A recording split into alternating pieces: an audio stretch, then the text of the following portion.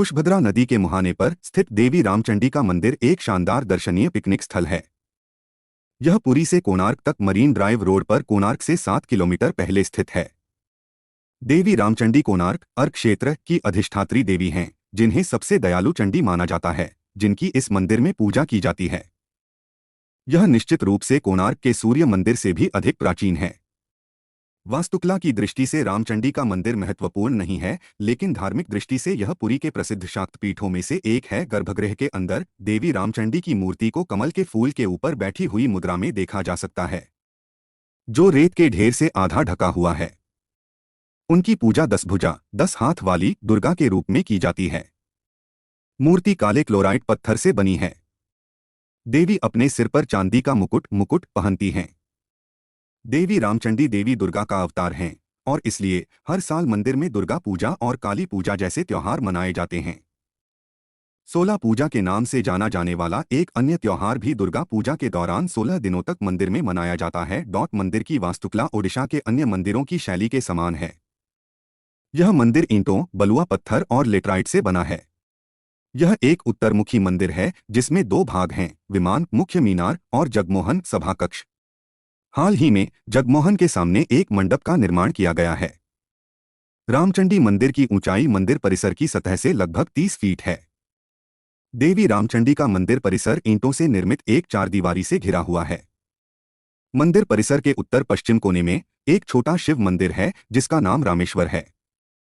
यह छोटा सा शिव पूर्व दिशा की ओर मुख किए हुए है। हाल ही में मंदिर के सामने एक नई खुली सपाट छत की संरचना बनाई गई है। मंदिर के 3 किनारों के केंद्रीय स्थान पर बिना सिर वाले बुद्ध, 4 भुजाओं वाली देवी और बिरंचनारायण के पार्श्व देवता साइड की दीवार पर भगवान स्थित हैं।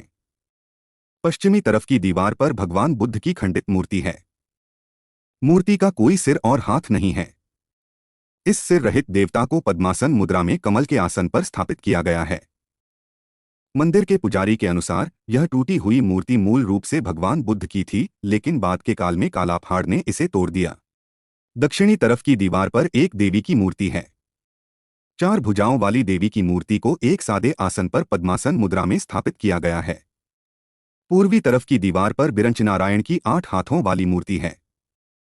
उन्हें एक सुसज्जित आसन पर स्थापित किया गया है। मूर्ति के 3 सिर हैं, एक महिला, एक वराह और दूसरा पुरुष का सिर। यह 7 सुअरों द्वारा खींचे जाने वाले रथ पर अलिधा मुद्रा में खड़ा है। मुख्य मंदिर की सभी पार्श्व दीवार की मूर्तियां काले क्लोराइट पत्थर से बनी हैं। कोणार्क रामचंडी मंदिर कुशभद्रा नदी के मुहाने और अनंतकाल तक फैली बंगाल की अंथीन खाड़ी के पास स्थित है और चारों ओर कैसुरीना के बागानों की सघन वृद्धि इस स्थान की प्राकृतिक सुंदरता को दर्शाती है। समुद्री ड्राइव रोड के निर्माण से पहले यह स्थान बाहरी आगंतुकों के लिए पहुंच योग्य नहीं था, हालांकि इसने बड़ी संख्या में स्थानीय भक्तों को देवी रामचंडी की पूजा करने के लिए आकर्षित किया। पुरी कोणार्क समुद्री ड्राइव रोड के निर्माण के बाद यह स्थान बहुत आसानी से पहुंच योग्य हो गया है और एक सुंदर पिकनिक स्थल बन गया है। यह रोमांटिक दृश्य हमेशा पड़ोसी इलाकों और दूरदराज के स्थानों से आए पिकनिक मनाने वाले समूहों को हमेशा आकर्षित करता रहा है। मंदिर का स्थान बहुत आकर्षक है। इसके पीछे समुद्र तट है। समुद्र तट तक जाने के लिए रेलिंग और सीढ़ियों के साथ एक सीमेंटेड रास्ता है, जिसमें नौकायन, तैराकी, मोटर बोट की सवारी आदि के लिए सभी आकर्षण हैं। देवता के संबंध में एक किंवदंती स्थानीय लोगों के बीच हमेशा ताज़ा और लोकप्रिय है। विद्रोही हिंदू ब्राह्मण युवक कालाफाड़ा ने इस्लाम अपना लिया। उसने 17वीं कॉन्ट्री के दौरान हिंदू पूजा के सभी मंदिरों को नष्ट करने की कसम खाई। सूर्य मंदिर को नष्ट करने के बाद कालाफाड़ इसे नष्ट करने के लिए रामचंडी मंदिर के पास पहुंचा। तब देवी रामचंडी ने एक मालूनी नौकरानी के रूप में तैयार होकर कालाफाड़ को दरवाजे पर तब तक इंतजार करने के लिए कहा जब तक वह देवी के लिए नदी से पानी नहीं लाती।